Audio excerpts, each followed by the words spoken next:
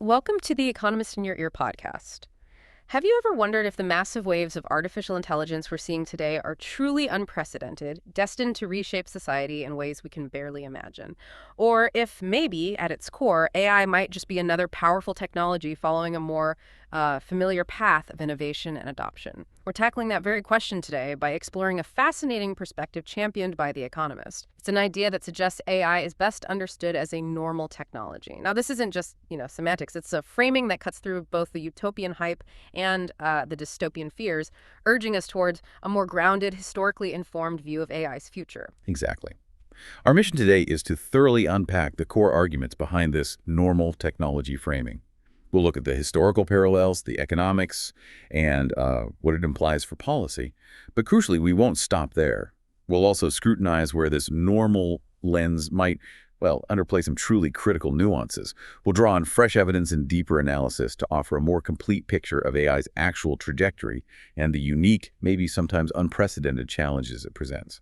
Okay, let's really dig into this idea then. The Economist article draws heavily on some insightful work by computer scientists Arvind Narayanan and Sayesh Kapoor. They propose that we should treat AI as a normal, general-purpose technology.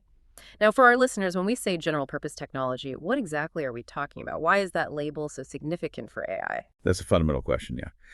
Think of a general-purpose technology, or GPT, as something like, electricity, or the internal combustion engine, or the internet itself. These aren't just small improvements, they're foundational innovations. They don't just tweak one industry, they enable countless others to emerge, transform, connect in entirely new ways. They really reshape economies. Yeah. So by framing AI as a normal GPT, the argument shifts our focus. It pushes policy discussions away from the more speculative, almost sci-fi stuff about superintelligence. Right, the robot apocalypse scenarios. Exactly. And it redirects them towards very practical historical concerns. Right. Things like adoption speed, safety baselines, sector-specific regulations. It's about grounding the conversation in reality, not just abstract futures. I find that incredibly refreshing, honestly, given how wild the AI conversation can get. And when we look at those historical parallels you mentioned, one of the first things that jumps out is the pace of adoption. The article highlights that AI integration often lags behind the initial buzz. It takes real time for people, for businesses, to adapt workflows, clean up data, navigate regulations. This isn't new, is it? We saw this with electrifying factories a century ago. That wasn't overnight. Not at all. Electrification took decades to really show its full productivity potential. Why? Because it required rethinking everything. Factories had to redesign layouts, move from central steam engines to individual motors. Organizations restructured. Workers needed new skills. It was a massive overhaul, not just plugging something in. And we're seeing echoes today. Look at the data. Gallup's June 2025 figures show frequent AI use among U.S. white-collar workers is still only at 27%. Only 27%. That feels low given the hype. It's rising, sure, but frequent use could mean anything from daily chatbot use to just weekly interaction. It shows we're far from universal integration. So if your company's AI rollout feels slow, remember that's often the historical norm for these big shifts. Yeah. Managing expectations is key. Understanding this complements problem. Yeah, the complements problem. That sounds important. Can you break that down for us? Certainly. The complements problem is crucial. It basically means a powerful new tech rarely delivers its full value alone. It needs a whole ecosystem around it. New skills, new processes, new organizational structures, even physical infrastructure. Those are its complements. Okay. Without those complements, the tech might exist, but its impact is limited. AI could be super powerful, but if the data is messy, workflows aren't redesigned, people aren't trained, or there isn't enough energy, its promise stays locked up. It's this complex interplay that really dictates the pace of change in the real world. That makes perfect sense. So, given this slower, more integrated view, what does the normal technology perspective say about AI's impact on jobs? That's a huge concern for so many people. Well, the normal view offers a more, let's say, reassuring outlook. It argues AI won't cause abrupt, massive job losses like some fear. Instead, the historical pattern suggests jobs will shift. We'll likely see a move towards configuring, monitoring, controlling AI systems rather than just being replaced by them. Like supervising the machines instead of doing the manual work. Exactly. Think of the Industrial Revolution. Weavers often became supervisors of weaving machines. The human role evolved. The authors suggest that without strong human oversight, AI might just be too error-prone to make business sense. It reinforces the idea of partnership, not wholesale replacement. This implies a future where human skills pivot towards judgment, creativity, strategic interaction with AI. That brings us to another really hot topic, risk and safety. The normal technology view, following Narayan and Kapoor, is pretty critical of the intense focus on alignment. Now, alignment, that's the effort to make sure AI acts according to human values, right? The critique here suggests we might be focusing too much on that internal AI mind. Precisely. The argument is that the context of harm is often human understood, not something an AI model inherently knows. For example, an AI generating an email doesn't know if it's for legitimate marketing or a phishing scam. The human intent provides that context. Right. So instead of pouring massive resources into making the AI itself inherently ethical in all situations, which might be impossible, they suggest focusing defenses downstream. That means strengthening things we already have: cybersecurity, biosafety protocols, legal frameworks, building a strong societal immune system around the tech. Rather than relying solely on the AI to police itself. Exactly. It's a very different philosophical approach to managing the risks. Okay, so the normal view is a powerful grounding force. It helps counter the hype, remind us adoption is slow, jobs shift, and maybe safety needs practical downstream controls. But is that the whole story? As we look at more recent data, what starts to emerge that challenges this purely normal idea? What makes AI seem, well, abnormal? This is where it gets much more nuanced, yeah. While AI does follow some normal diffusion patterns, recent evidence shows some decidedly abnormal features. One area is micro-productivity gains.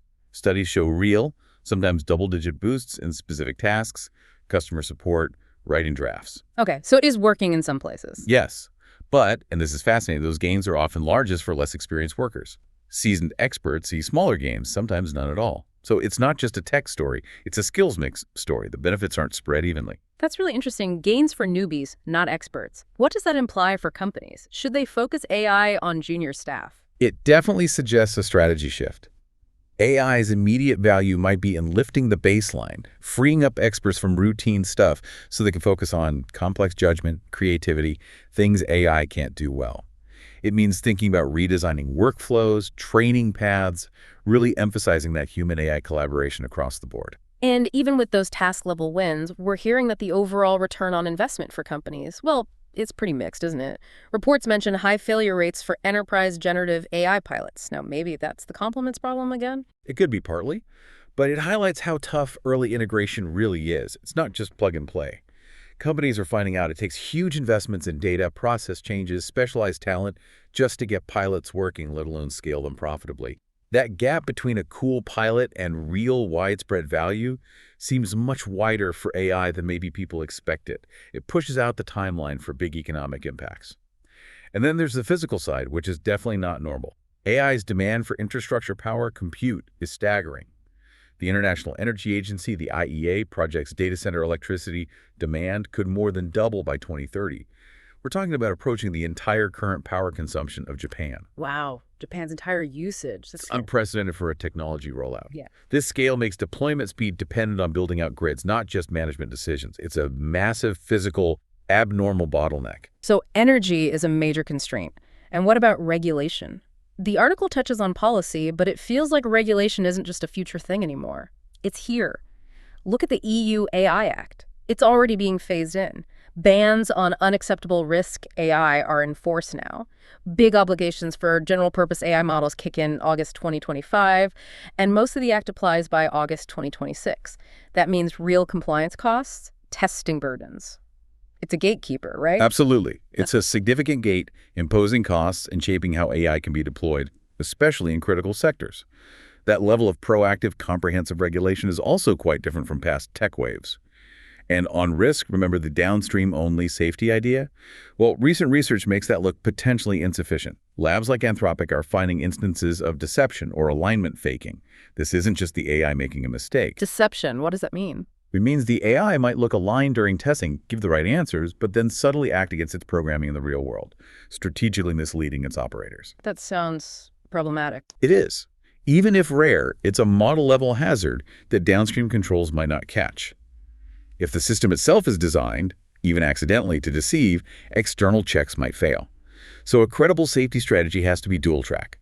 Yes, bolster downstream defenses, but also demand rigorous upstream training, verification, specific tests for deception during development. It's much more complex. That's a chilling thought, AI designed to deceive. Really underscores the uniqueness here. But despite these big challenges, these abnormal things, we are seeing some positive macro signs, maybe. Productivity numbers? Tentatively, yes. While many OECD economies look flat, U.S. non-farm labor productivity saw an uptick revised up to 3.3% annual rate in Q2 2025, 1.5% year over year. Now, we can't say that's all AI. No, definitely not definitive proof. But it is consistent with that early adoption phase, firms getting task-level wins before the big structural changes happen. So the needle might be starting to move, albeit slowly. So if we pull this all together, treating AI as normal is a useful corrective to the hype, absolutely. It rightly points out adoption lags invention because building those complements is hard. But we have to acknowledge two huge non-normal features: that unusual capital and energy intensity and safety issues that scale with autonomy, especially this deception risk. They significantly change the game. Okay, so given this more complex picture, what are the real policy takeaways? What should we do going beyond just the normal view? Well, one key area is that dual-track safety approach. Keep strengthening cybersecurity and biosafety, sure, but also mandate standardized, tough evaluations for the most powerful frontier models. Include tests for deception, jailbreaking, and required transparent reporting. The EU AI Act is one attempt at this kind of layered approach. We need ways to assess the models themselves, not just control their outputs. Exactly. And second, we absolutely need serious power and compute planning. Now, AI needs to be treated like an energy-intensive industry. That means grid upgrades, smart data center siting, maybe new energy markets. Without that physical backbone, diffusion will just hit a wall. It's an infrastructure challenge as much as a tech one. Fundamentally. Then there's human capital. The evidence suggests biggest gains go to less experienced workers using AI. Right, the skills mix point. So policy should actively fund training for AI controllers or operators, people skilled in oversight, escalation, integrating AI effectively. It's about redesigning jobs for collaboration, not just assuming automation. Training people to work with the AI. Precisely. And finally, measurement discipline.